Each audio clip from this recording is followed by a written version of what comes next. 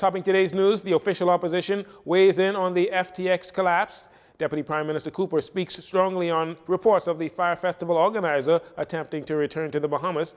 The police provide more safety tips as the holidays approach, and top young chefs left hanging as they await to see the winner.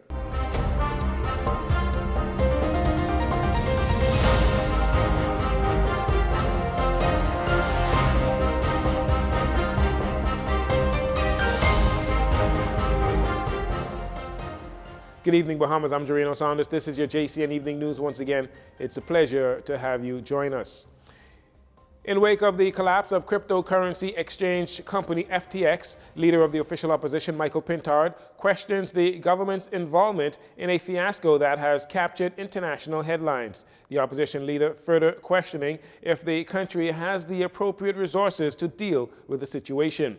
The opposition leader also suggesting that for the government to meet its previous goal of trading carbon credits by the end of the year using the FTX exchange platform, then there must have been extensive discussions between FTX and the Bahamas government. Frankly, it is an international, multinational company, and much of the investigation that is going to take place is literally going to be global and based on the nature of the currency itself. It's ubiquitous. It's everywhere. So the question is, do we have the requisite resources, including expertise, to assist with the investigations that are going on? Mr. Pintard is also asking if the National Insurance Board was paid by FTX in regards to its employees. Mr. Pintard wants to know what steps the government took to ensure that FTX satisfied the requirements of the various government departments. Did they do sufficient due diligence by aligning the scarce resources and assets of the Bahamas with a cryptocurrency platform, which is a relatively new currency? And did they have sufficient information that gave them confidence that this was the best approach, this was the best exchange to use for trading? And it would be extremely helpful for the Bahamian people and then by extension others for the government to explain what due diligence they did that gave them that level of comfort that they ought to go in this direction. In light of what has happened with FTX, we also are quite concerned about the employees and whether or not the government, through the Minister of Labor, is taking the required steps to ensure that all entitlements to staff members are protected. Opposition leader Pintard is also calling for the government to address the Bahamian people on whether any financial exposures have implications for the financial budget, and was the land intended for the FTX commercial complex project on Orange Hill private or public. Mr. Pintard says the opposition plans on asking the government a number of related questions when the House of Assembly resumes on Wednesday.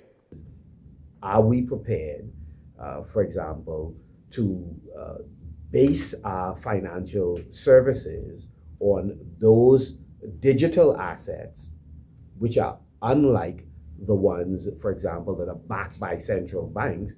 Are we prepared to expose ourselves to the potential legal, reputational risk associated with them? That's a question that I'm expecting on Wednesday the Prime Minister is going to address in Parliament.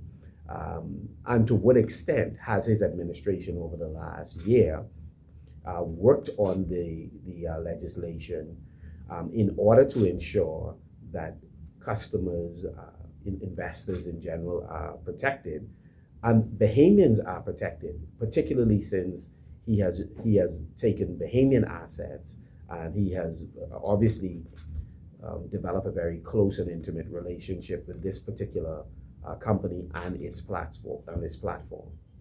Meanwhile, in the statement by Mr. Pintard, he says the official opposition has complete faith in the Securities Exchange Commission and other relevant regulators to conduct a full and transparent investigation into what has gone wrong at FTX and to protect the public and investor interest as best as possible.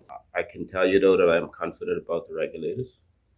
I'm confident about the laws governing financial services in the Bahamas. We've had curveballs thrown at us before in financial services, and we persevered. We've pivoted in financial services many times, and I expect that we're going to do likewise in digital assets business. As it relates to the specifics, as you are well aware, the regulator, Securities Commission, is handling the matter, and anything from the government will come from the Minister of Finance. According to Acting Prime Minister Chester Cooper, Prime Minister Philip Davis is set to address the nation on the apparent collapse of cryptocurrency exchange giant FTX. While speaking with journalists this morning at the weekly cabinet briefing, Mr. Cooper was asked to comment on the matter, but explained that the Bahamas Securities Commission falls under the jurisdiction of the Minister of Finance, who happens to be the Prime Minister. We have a very good brand in the international community as it relates to financial services, as it relates to doing business in the Bahamas. And I am confident that we are going to pivot appropriately and we will persevere. When asked on whether this incident, which is putting the Bahamas in the headlines around the world, could potentially tarnish the Bahamas' image, the Deputy Prime Minister explained that the Bahamas has a very good brand with regards to multiple aspects of financial services and that the country's track record will translate over to digital asset management. Since news of FTX's collapse, much information about the company's dealings have been released as the company's founder and former CEO Sam Bankman-Fried faces increasing pressure and scrutiny.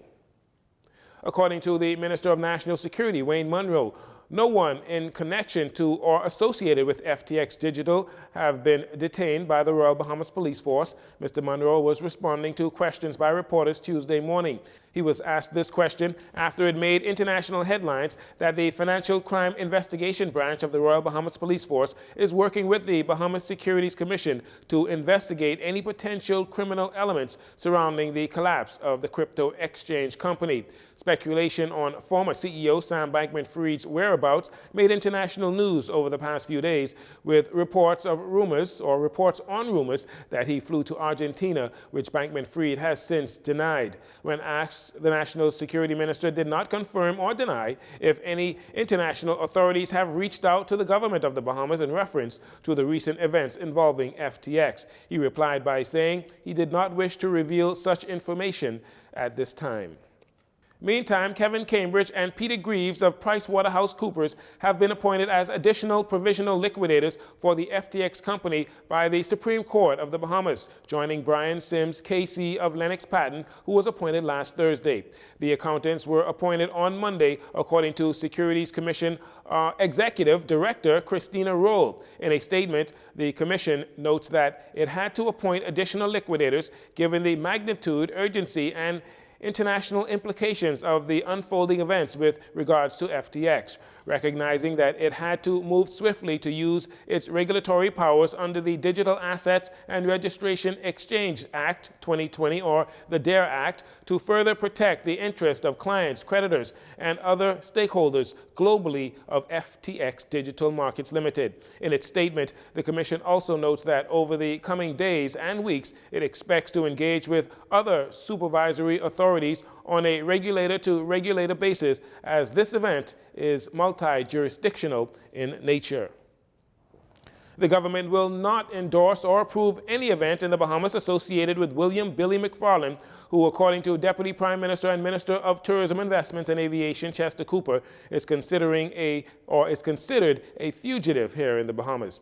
The Deputy Prime Minister, who was also the Member of Parliament for the Exumas and Ragged Island, in a statement on Monday, responded to concerns that McFarland, notorious for the fiasco of the Fire Festival held on Exuma in 2017, had social media abuzz, recently advertising that he is planning another event for the island in the form of a treasure hunt, hours after DPM Cooper's statement that Mr. McFarland is not welcomed in the Bahamas. The Fire Festival organizer made a plea to the government of the Bahamas, profusely apologizing for his actions 5 years ago, adding that he wholly regrets his actions and will spend the rest of his life working to right his wrongs. Here is the Deputy Prime Minister's response to that letter.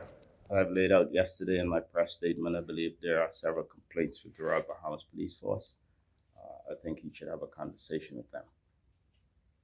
Okay, and people who are also owed money from this, do you think if he presents the money that is owed to the people in Exuma, would that also help, I guess, in the government maybe reconsidering? This is a police matter.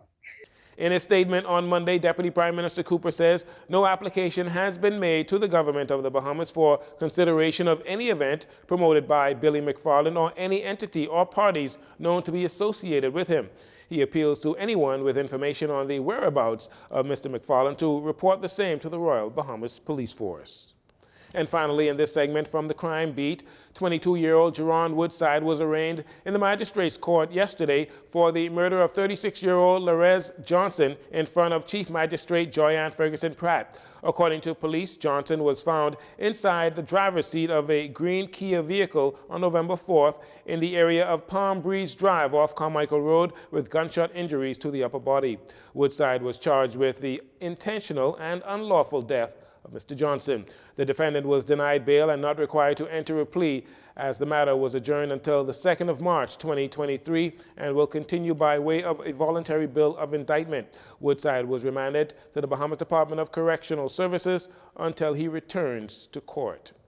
We'll take a break here. We'll be right back after these commercials.